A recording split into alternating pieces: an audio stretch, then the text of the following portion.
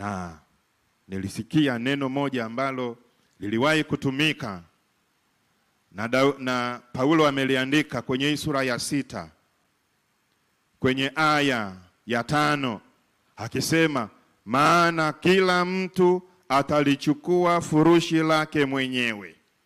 Tafsiri nyingine wamesema kila mtu atabeba mzigo wake mwenyewe. Maana yake ni kwamba kila mmoja atakwenda mbele za Mungu aliyemuumba, aliyemwamini, aliyempa dhamana, atakwenda kutoa hesabu ya namna ambavyo ametenda. Lakini hili neno maana yake pia si neno tu la kwenda kutoa hesabu mbele za Mungu au Mungu kuniuliza mimi kwa jina langu na kwa nafasi yangu, lakini pia ni neno ambalo linatukumbusha, linatuhimiza tuwajibike, na moja ya wajibu kuwajibika ni kufanya kazi. Kwamba tujue tunapaswa kufanya kazi. Kama kulima, tulime. Kama kufuga, tufuge. Tunapaswa kufanya kazi. Hakuna mtu anayekuja hapa ili aweze kutufanyia sisi kazi. Tunawajibika mbele za Mungu, kila Mtanzania, kila mmoja, kwa kufanya kazi. Nchi ya watu wasiofanya kazi haiwezi kuendelea. Lakini pia viongozi wangu wapendwa mliokaa hapa, nchi ya watu ambao pia wanaishi kwa kucheza michezo ya kubahatisha, bahati nasibu ziko nyingi. Sijaona nchi ambayo iliendelea kwa michezo ya kubahatisha, kubeti. Angalia kwenye radio, angalia kwenye TV, hesabu airtime, muda unaotumika kwenye radio au kwenye televisions.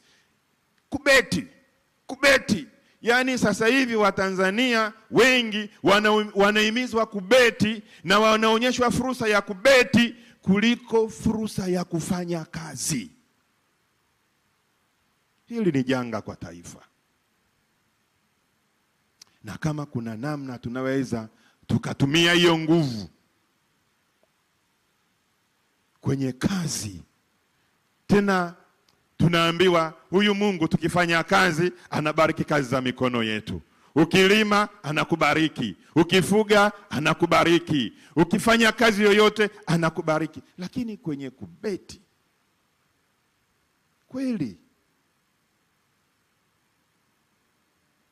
sidhani kama tumefilisika kiwango hicho, hapana. Lakini labda hilo eneo hatujaliangalia kama ni hatarishi. Kwa sababu kuna watoto wanazaliwa sasa, akizaliwa, akisikiliza radio, anakutana na kubeti. Akienda kwenye TV, anakutana na kibeti. Kuna ndugu mmoja, alicheza sana hii michezo ya kubeti, alafu wakaacha ghafla. Sasa wale wenye michezo ya kubeti wakampigia, "Alo, vipi? Uko wapi? Mbona siku hizi umeacha?" Akasema sina hela. Wakasema ngoja tukurushie, wakamrushia 10,000.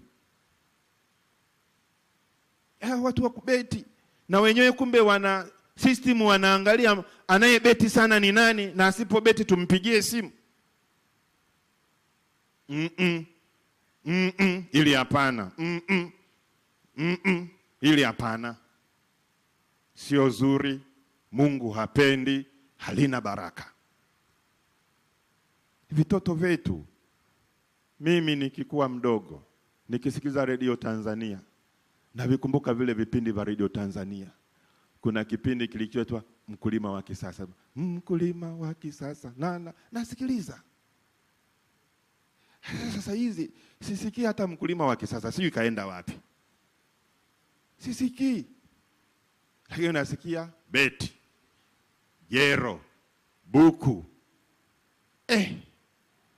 Hapana. Yako mambo ya baraka yanaweza kufanyika kwenye nchi yetu, na moja wapo ni kufanya kazi. Kazi zenye heshima, zenye sitara, zinazoheshimu utu wa mtu, zinazomfanya mtu ajiheshimu na kuiheshimu nchi yake. Hizo kazi tuzihimize kwa bidii, tusiziache zipotee. Daudi akasema, unifundishe kuzihesabu siku zetu, tujipatie moyo wa hekima. Baba yetu alikuwa waziri wa fedha. Nakumbuka kulikuwa kuna signature yake kwenye fedha zetu. Alifanya kazi. Ninyi mlikaa naye ofisini, mnamfahamu. Mlikaa naye kwenye vikao, mnafahamu. Yamkini labda sisi tusifahamu sana. Tunaweza tukajua ile nafasi yake ya kanisani. Kanisa kuu la Azania Front, yeye na watoto wake, yeye na ndugu zake, yeye na familia yake. Naweza nakajua labda tukimtembelea nyumbani kumtia moyo na kumwombea, lakini ninyi mwafahamu. Wazee ambao wametumika kwa uaminifu waendelee kubakia alama ya kukumbukwa ya kwamba walitumika kwa uaminifu. Na wazee ambao wamelala wakifanya kazi nzuri waingizwe kwenye kumbukumbu za nchi ya kwamba walifanya kazi nzuri katika kipindi ambacho Mungu aliwapa hiyo nafasi. Daudi anasema hivi, unifundishe kuzihesabu siku zangu ili nijipatie moyo wa hekima. Amen.